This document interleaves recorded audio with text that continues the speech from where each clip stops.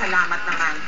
O papaano, sabihin mo sa nanay mo na huwag kakalimutan yung balanse, ha? Opo. Opo kami Sige, kalala. mauna na ako. Sige po. Salamat po. Okay. Oh, Sharon, ano na? Tara na.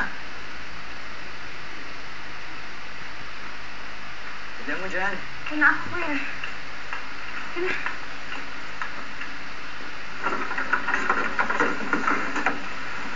Vicky! Nasaan ang nanay mo? Wala po siya makaling. Bakit po? Tumalbog yung post-dated na binigay niya. Yung para sa upa ko?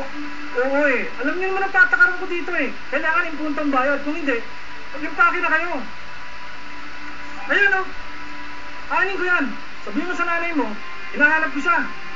Sige po.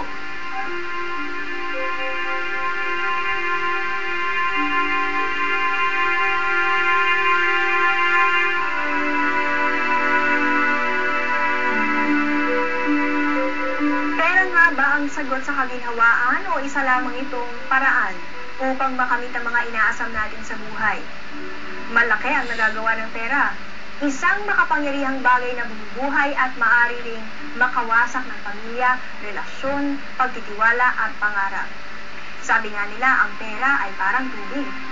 Di mo mahawakan at dumadaan lamang sa mga palad mo.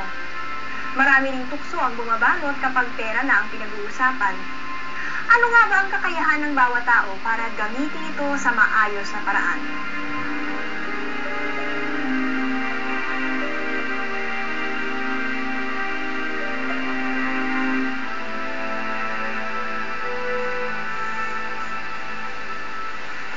Nasaan ang ref? Pati ba naman ang ref? Kailangan ibenta?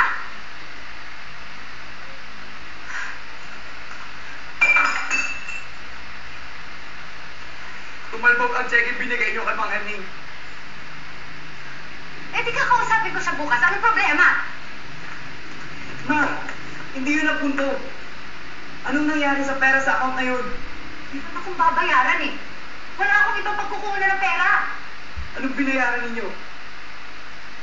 Kailangan ko bang i-report sa'yo lahat ng pagkakagastos ako? Ako ang nanay mo. Hindi ako dapat napapaalam sa'yo. Sa kasong ito, may karapatan akong malaman. Ma, nakaka-apekto kami ni Sharon sa pagwaldas niyo ng pera. Pawaldas? Yan ba ang itatawag niyo sa pagpupursiging ginagawa ko sa inyong magkapatid? Nung akong may hawak ng pera, maayos kayong nananamit. Maayos kayong kumakain 3 beses isang araw. Nakakabili tayo ng mga gamit. Nabaon tayo sa utang. Ano magagawa ko? Eh, pumalpak yung mga negosyo ko eh. Ano magagawa ko kung walang gustong bumili ng mga lecheng fire extinguishers na yan? Yung mga kanina yan, kung tinakuha na ako ng customer. Siyempre, negosyo niyo yun eh. Palibasa wala kang alam sa mga pinapasukan ninyo. Pumalpak na nga yung business ninyo. Wala pa rin kayong tigil sa paggastos. Tumalbog na nga itong cheque ninyo. May mga ano pa kayong binabayaran dyan. Ano, bagong cellphone? Kondo na hindi natin kaya? Ma! Hindi nyo ba nakikita? May hangganan ang padalang pera ni Pa.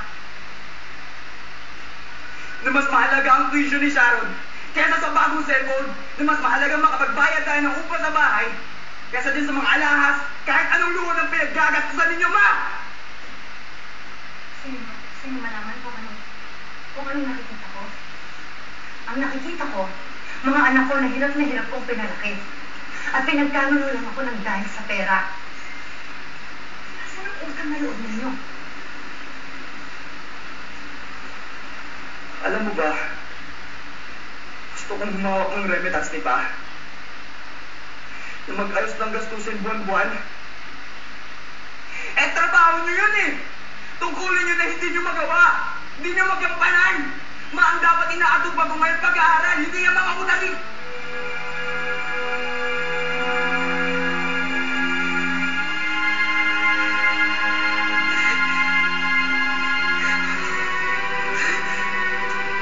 Mula ngayon,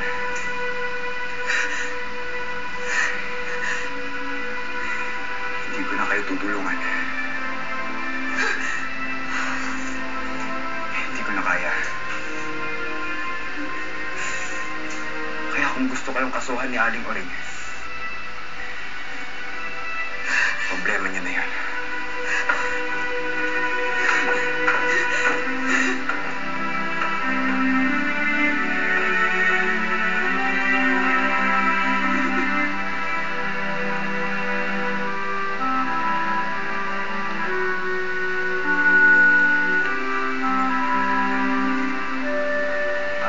Sir, hindi na po ako makakasama sa workshop sa Cebu. Bakit hindi? Hindi ko po kaya, sir. Hindi mo kaya. Yung pong... Yung bayad. Kung ganun Take pwede care. ka magbarko. Magbarko ka, kaya lang, mapapagang alis mo dito. Pa rin po pwede, sir. Sayang naman yun. Oo nga po, sir. Ricky, kung may problema ka, baka makatulong ako sa'yo. Siguro naninibago lang po ako kasi ako na po yung may hawak ng gastusin namin sa bahay. Malaking responsibilidad.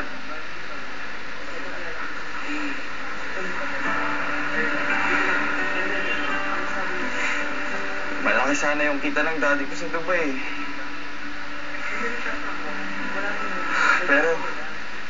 Pero, ano?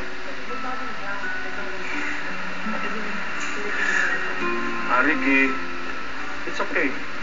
Siguro naman may iba pang pagkakataon.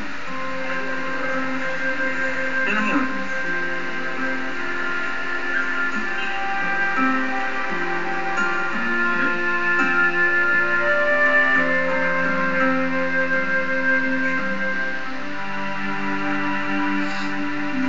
Ang dami-dami ko nang binili.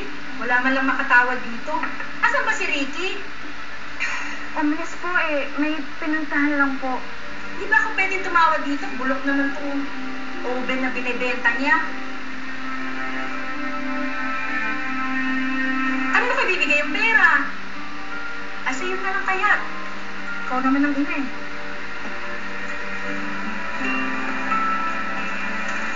O, dali niyo na yan dito.